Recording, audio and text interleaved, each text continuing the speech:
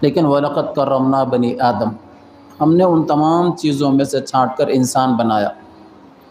بندر بنا دیے جاتے اچھلتے پھرتے تھے، لیکن اللہ نے ایسی مخلوق میں ہم کو پیدا فرمایا جس کو خود اللہ تعالیٰ فرماتے ہیں لَقَدْ خَلَقْنَا الْإِنسَانَ فِي أَحْسَنِ تَقْوِيمٍ۔ اس پورے کائنات میں سب سے بہترین سانچے میں اگر ہم نے کسی کو ڈھالا ہے تو انسان کو ڈھالا ہے، حتیٰ کہ اس سے بہتر کوئی چیز ہو ہی نہیں سکتی۔ حضرت مفتی شفیع صاحب رحمۃ اللہ علیہ نے تفسیر معارف القرآن میں لکھا ہے کہ ایک مرتبہ ایک عباس کے خلیفہ 14ویں رات کے چاندنی میں روشنی میں اپنی بیوی کے ساتھ بیٹھا ہوا تھا۔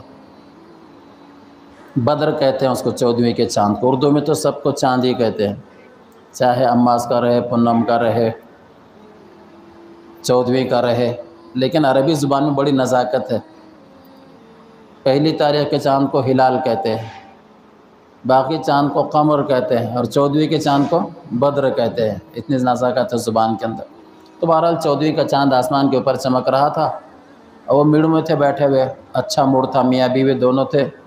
اس کی زبان سے ایک جملہ نکلا، إِن لَمْ تَكُنْ أَحْسَنَ مِنَ الْبَدْرِ فَأَنْتَ طَالِقٌ، کہ اگر تو 14ویں کے چاند سے زیادہ خوبصورت نہیں ہے تو تجھ کو طلاق۔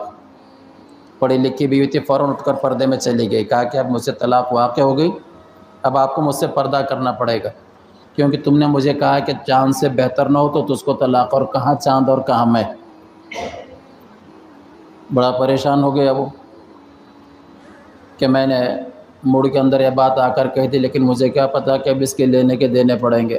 رات جیسے تیسے گزاری، صبح علماء سے مسئلہ پوچھا، سب نے کہا کہ طلاق واقع ہو گئی ہے۔